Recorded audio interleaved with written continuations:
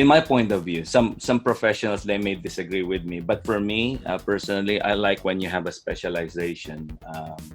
Either you're a character designer or an environmental designer, and if you do, have a focus. So when you create your portfolio, focus. If you're a character designer, focus first. The first chapter, second chapter, third chapter of your portfolio file would all be around characters. And maybe if you have miscellaneous environments, that's the fourth and fifth chapter of your portfolio. Now, if you're an environmental designer, it should be vice versa. The first thing you have to show off your prowess in environmental design, from the big vista shots, like the big castle and the stick man, to the props, that you can flesh out those environments, and have something also more like keyframe illustrations. I highly suggest that for both, because there will be times, actually there are times in feature animation that you cross over on both sides, especially when you start creating those keyframe moments, keyframe paintings or illustrations.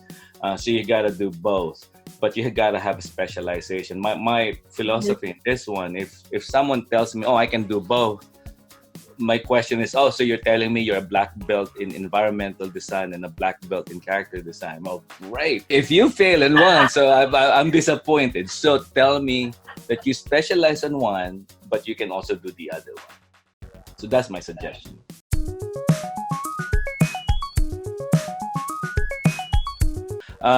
It's the hardest thing to build a portfolio coming from nothing. Or when I say nothing, is you don't have a background, you don't have an experience, so you're starting fresh, right? And that's one of the hardest things that they have to build. Is I don't have anything. All I have was let's say a project from school. So put that in your portfolio. The best thing for you to build something in your portfolio was to create a project. Because the main reason for that is you have a context. When you have a project, especially it's coming from you, your passion project, you develop some characters in there, you develop some scenes and some shots from that, board it if you're a storyboard artist.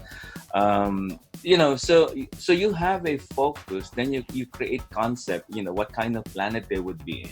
So you have to define what I call, there's always have to be variables and there have to be constants. So it's like an equation. You're trying to solve an equation or a puzzle. What are the constants in the story of Snow White?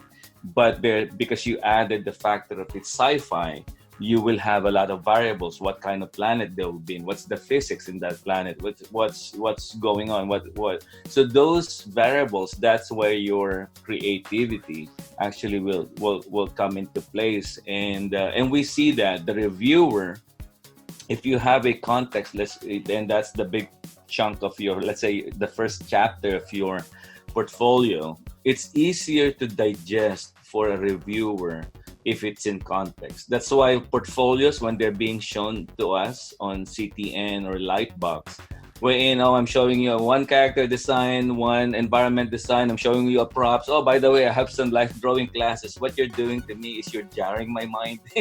And can you give me the most profound evaluation in 5 minutes? And I said, I can't. You just jarred my mind. I can't even see what I'm looking. I don't know what's the context here. I'm just looking at your drawings. But if there's a context, we will be able to digest more.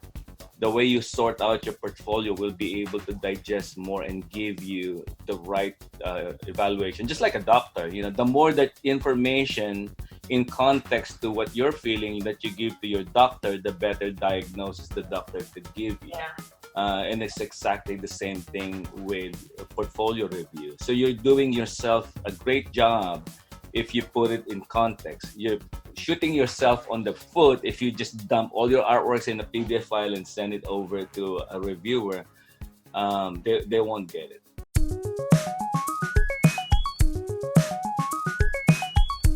Every 5 years, the way my portfolio tips keep changing. The industry kept changing also. The technology kept changing. So websites kept changing. If it's a website, then it's a website. But make sure that you update your website, that it's fresh. You don't want to have a stinking website. If it's ArtStation, then ArtStation is good, as long as it's complete and it says a lot about you.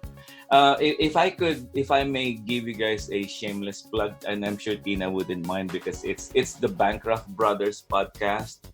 I did a podcast with them with regards to how you actually prepare that portfolio, and we tackled a little bit on that websites, ArtStation, and how you break down your portfolio coming from an environmental point of view, and also for them coming from a character design point of view.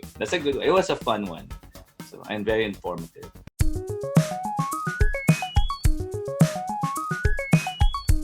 I think there's if I just want to save the time and trying to consolidate my mind, I would break it down into there are always two kinds of artists for me. One is a painter, and one is a designer, or both.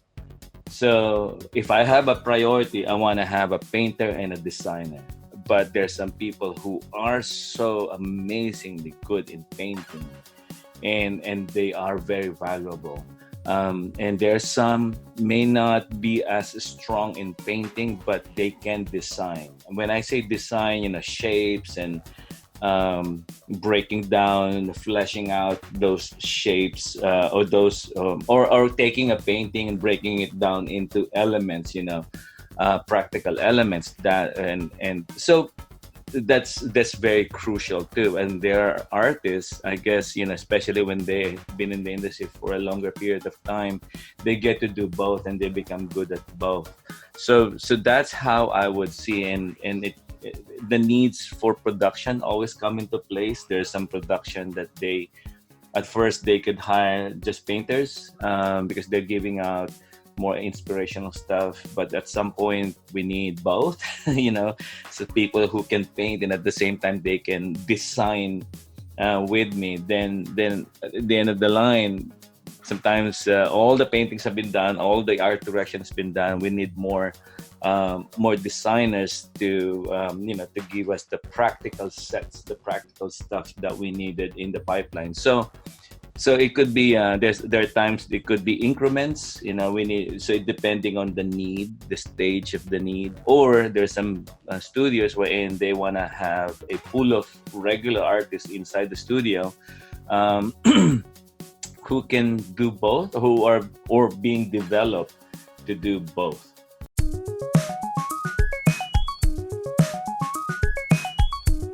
I think there was a big confusion on both. What is an art director and production designer early on? Sometimes the job description got confused and got swapped. But these two guys, what I call Batman and Robin, they always walk together on hallways. They're inseparable. They are the director's basically arm, creative arm. They're the ones who had to visualize what we have on the script, and they have to visualize and build what's coming from the minds of the directors. So that's how crucial these two guys are. The set standard for feature animations, you have the production designer kind of on top of everything, just like the name says, production design. The entire production, he has overseeing the entire production, the creative side of it. The design side, the art side of it. So under him, so he pretty much have a handle on everything, and he's also the go between the art department and the director. So he goes to a lot of meetings. Sometimes they have a tough time drawing already because they have to manage at the same time. They had to give the direction for the entire art department. Now, the art director can be broken down into three in feature animation. They could be art director for environment, art director for characters, which is the designer, and then you have sometimes we would have an art director for color, or sometimes too the art director for color would be an assistant art director. So you have an art director, a character designer, and an assistant art director would be handling the color. So that's how the breakdown. It depends on the studio. So the art director and the character designer are all kind of in the same level. Now the character designer, he would have character artists underneath him. and the art director will have the Vistev crew. Basically, that's what we call the Vistev crew, or the environmental designers underneath that person. So that's how it works. I mean, from the word art director, you direct the art. It means that from at the beginning of every production, there's a pre-production or pre-production wherein everything's blue sky, inspirational, big vista shots. Just throwing in ideas. It's not about right and wrong, but it's a matter of process of elimination. What works and what doesn't work, what works, what doesn't work, until the art director would be able to streamline what the art language, we call it language because it's a visual communication between the product and the audience. So it's what's the specific visual language that has to be used in the film to translate the story effectively to the audience. So that's how the art director would work.